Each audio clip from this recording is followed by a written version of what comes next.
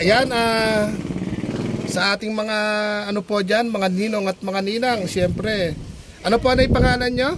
Angelita Perla 5. Perla 5, taga saan po kayo? Taga Cavite po talaga. Ay, taga Cavite kayo. Saan po kayo sa Cavite? 13. Cavite, 13 Martires. Opo. Marami po tayong kaibigan doon. Okay lang po ba kayong videohan namin kayo? I-upload ko po ito. Pag-iwan po pa sa 13. Hindi, sabihin ko, malay nyo. Ba't napadpad po kayo dito sa Gapan, Nueva Ecija? Kasi po yung mister ko nag-deliver ng bag sa Kabanatuan. Apa. Eh siya ho ay magagawa ng hollow block. Kami magagawa ng hollow block diya kina Ate Eva. Eva Villarreal. Katulong nga po ako kaniro ako payat. Ako'y nagpapala. Kung halimbawa po, pwede tayo mag-video doon sa may Gawaan. sa gawaan nyo po. Kung ano yung lagay nyo doon. Ano po bang Pwede po. dayo po kayo dito? Opo. Kung sakasakali po, ano po ba yung magagawa naming tulong? Tumingin po kayo sa camera para Kami naman... po ay mahigit ng 1 taon dito ay talagang mahirap po ang gumawa ng hollow block. Gusto nyo po ipauwi namin kayo sa Cavite? Wala naman ho doon hanap buhay. Yun nga lang, ano? Tsaka dito po sa Gapan kasi mababait din yung mga tao dito. 1 taon na ho kami rito mahigit. Siguro yung mga 1 taon na 3 buwan. At gagawin tayo doon, sakay natin si ha? Ayan, kaya nga po, yung meron po kami kasing big boss na si Sir Boy Chunog Kilay. Kami po ipapunta rin ng bundok.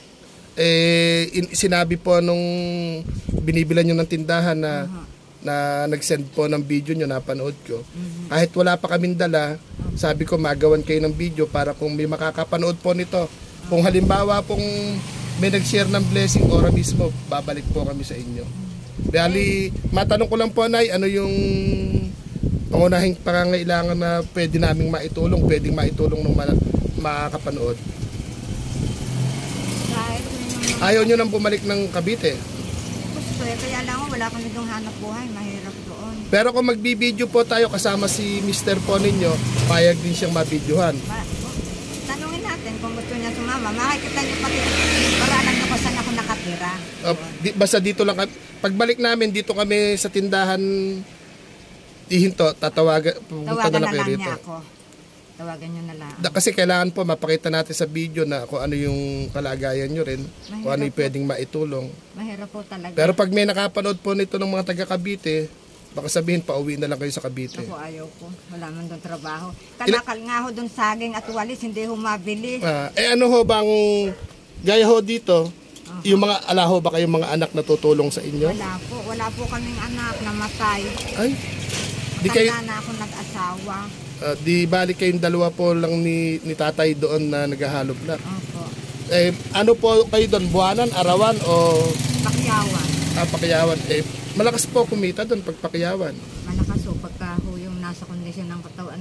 Siya ho kasi may nasakit. May edad na rin po kasi. 58 na po siya ngayong Marso. Ako nga 65 na pero ako yung tumawag siya, ako yung nagpapala ng lahalo.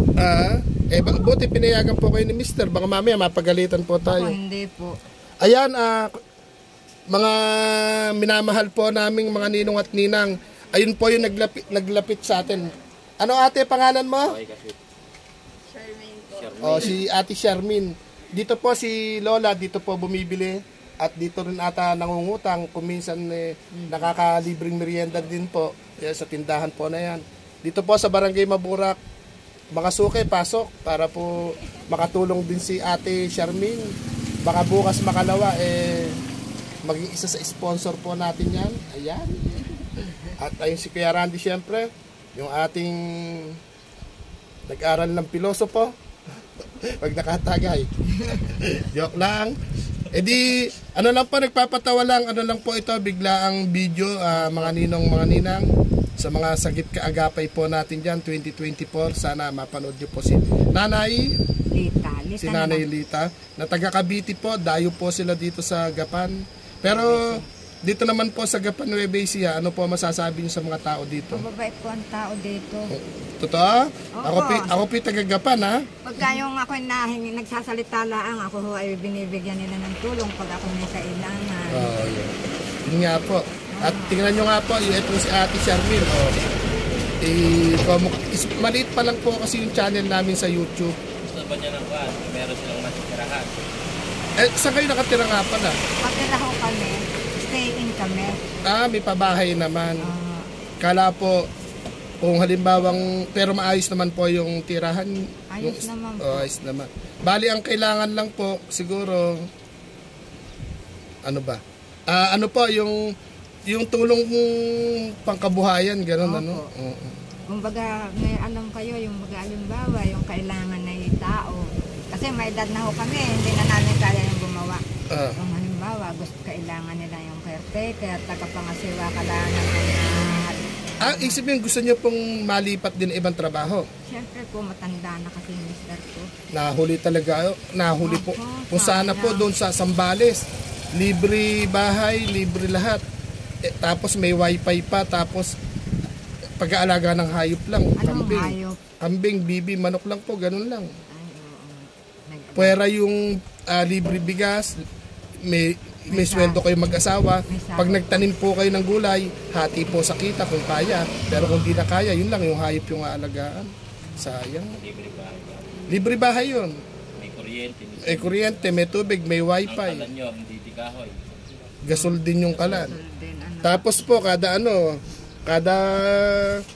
napakabait po nung aming big boss po na yon, si Sir Boy Tsunog Kilay. Hindi po kayo mababantayan kasi nasa sila. Nasa Santa Clara, California, USA. Marunong naman din po kayo mag-cellphone, di ba? sikipad lang po ang aming cellphone. Pero sa ngayon po, ala po kaming dala-dala, pero babalik po kami. Siguro, susurpresahin na lang namin po kayo pag may nakapanood po nito.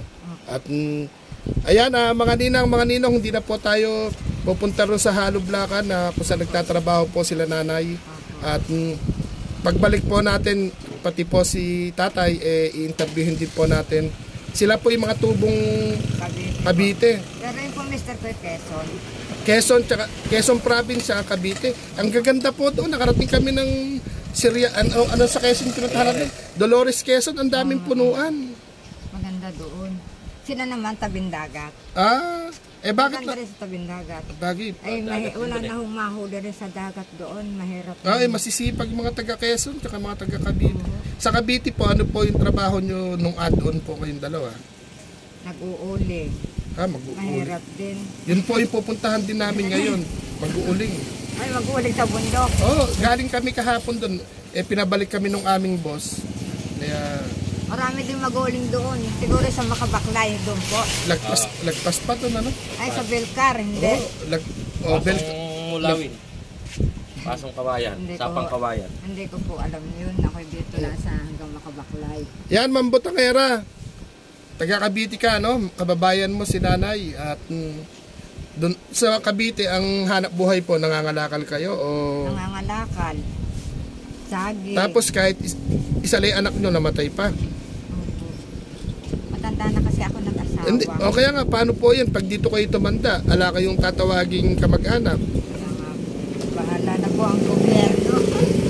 Kung ano po ba, ihahatid namin kayo sa Cavite, papauwi namin kayo doon. Ayun ko, wala naman trabaho doon. Paano kami mabubuhay? Hindi, andun yung mga kamag-anak nyo, kahit papano, di mo. Mahirap din naman ho doon. Yung mga kapatid nyo, tsaka kapatid ni tatay, May mga asawa na rin. Tas may hirap mga din. anak mo. Halos sila ikon din. Tumawag nga yun. May nanay pa siya. Ako ulila na. Natawag nga ang nanay niya wala din. Gaya po ngayon, ala naman po kami dala-dalang pagmamahal.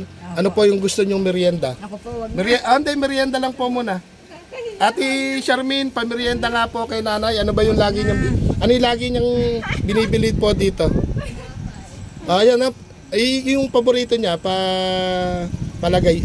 Merienda muna, pagbalik namin, dito na lang kami bibili ng grocery. Pagbalik namin. Ano yan? Ano doon tinapay? Pati yung kay tatay. Kape, nagkakape ka? Ayun, kape na lang siguro. Kape, tinapay. Lagyan mo ng isang kahit 1/4 na kape, 1/4 na kape, 25 grams siya kakapit na sukal. Ayan, tsaka lagyan mo ng tinapay po. Ala pa po ang dala, pero pag napanood po ito ng ating mga kababayang OFW TV. Sa amin. Tapos, alam niyo, kami ay araw-araw nasahod. 1 kilong bigas na ang nabibili namin sa kita niya. Kasi mahina siya ngayong gumawa at nasa katuang ganito. Sa isang araw po, magkano kinikita yung dalawa ni tatay? Nakakalimandaan, 400. Hindi naman araw-araw yon. Hindi ho. Paminsan-minsan lang. Minsan pagka siya yung ginagana, nakakalimandaan kami, mahigit. Maghapon yun, hanggang gabi na po yun. Ay hindi ho, hanggang alas 5 lang yun, alas 4. Kaya nga po, Bakyawan eh. ayan, ayan po yung ating, ay, naku, nakakahiya yung ating pasensya na po. Pero pag ito, babalik po kami, hindi man po kami nangangako ni Kuya Randy, babalik kami sa tindahan ni Ate Charmin at magdadala na po kami ng bala. Hindi man po, sa makakapanood po nito, yung mga mababait po kasi mga OFW nating mga kaibigan, tsaka merong mga ilan-ilan din po dito sa Pilipinas. Isa nga po, gusto man po namin araw-arawin yung ginagawa po namin, hindi pa kaya ng channel. Pero pasensya na po kayo, pagdamutan nyo na po yan. Pero, Tutulungan na rin sa amin. magkano at may tinta kang bigas? Masamahan mo 1 kilong bigas siguro, para ako na si nanang. Yan. Para po, magpahinga po kayo ngayong araw. Ano po? Ayan, meron na pala. Ayan po, sa munting pagmamahal po ng ating kaibigan na ayaw pong magpabanggit. Kaya po kami nalabas para ma-i-update po si Nanay Lita. Si Nanay Lita po na tubong Cavite at si Tatay naman po tubong Quezon. Nadayo po sila dito sa Gapan Nueva Ecija. Pero nakakataba po ng puso na yung mga taga Nueva Ecija daw po mababait dahil kahit papano. Nakakahingi ng tulong. Tsaka balita ko po, pag bumibili kayo 1 kilong bigas, sa palengke po kayo naglalakad. Ay, naglalakad ako talaga, totoo. Ubod ang layo po ng palengke. Pero yung simula rito Maburak, Santo Cristo Norte, nilalakad ko yan, mag-isa ako. Baka ano yung ginagawa niyo sa paglalakad po?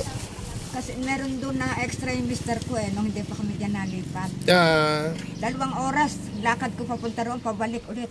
Para makuha niyo yung x-ray. Oo, yung kanyang extra niya. O sige po, pag buwelta namin, kausapin natin si tatay, baka malay po natin, may mag-share po ng panlunas sa nararamdaman yung sakit, di ba?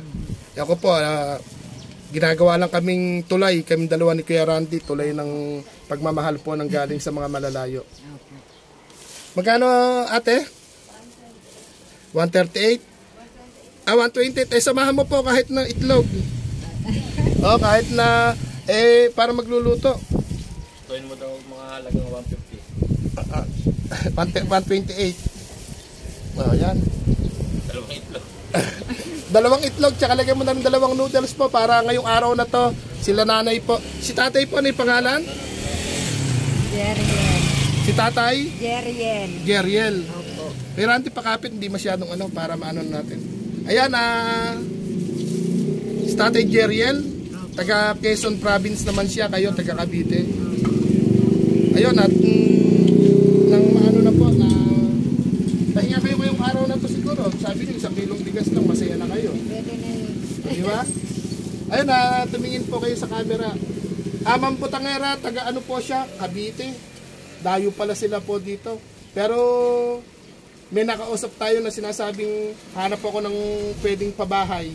Alanganin pong ilapit natin sa isang grupo na magawan sila ng bahay dahil stay in po sila sa amo.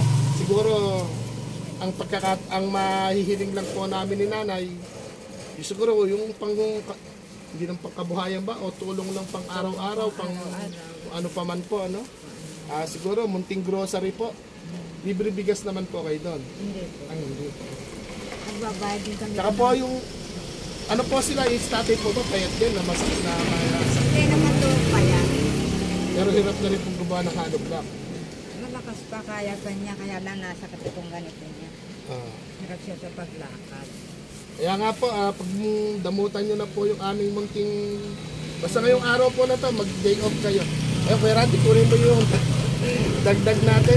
Talagang, ano pa lang po tayo, small YouTuber pa lang po. Nadaanan lang po natin si nanay. Ayan, Saan niyo ako dahil? Pwede na po siguro yan, di ba? Pasensya na po talaga. Oo, tama na rin. Pero pag po may nag-share ng blessing po dito, nakababayan yung taga Cavite, tsaka taga Quezon Province. Saan po uli kayo sa Cavite? Tres Marias? Tres Tres Martires. Tapos sa si tatay, Quezon Province. Ayun. Kaya napawisan po si Kuya Awat. Ala po tayong bala, pero eka nga po, hindi naman natin kailangan maging mayaman muna bago makagawa po ng ganito. Pero yung atin pong nakakausap po ngayon na si Nanay, yun po yung inabot natin, lubos na po siya nagpapasalamat. Pero sana po mabalikan namin si Nanay sa tulong po ninyong lahat. Kaya abangan nyo po yung video part 2 po natin kay Nanay. Sana sa mga makakapanood po nito, kahit po pang gamit sa loob lang ng bahay, yung siyempre unang pangunahin po kape, bigas, o kung ano yung mabibili natin dito sa may tindahan po nating nahintuan. Kaya yun, Nay, pupunta po kami sa bundok. Pasalamat ka na po siguro. Marami pong salamat sa inyong tulong. Sana po marami pa kayong matulungan katulad ko. Sige po, salamat. Hintayin nyo na lang po yung aming pagbabalik kung sakasakali, ha? At ayun, ano ba yung sasabihin ko pa? Pagdamutan nyo na po yung aming daladala. Opo, napakalaking katulungan na rin po ito sa amin. Kung alahalan po sa ng ibang nakag. Nag-ano lang po kami, nag-scout ng mga pumit na aring matulungan. Ang kwan lang po namin, talagang gusto namin yung makakakwentuhan. Pero tayo po pala kayo dito sa Gapan, pangalan po ng ating mga kaibigan, nagawa po natin, maabot namin po kayo na matulungan.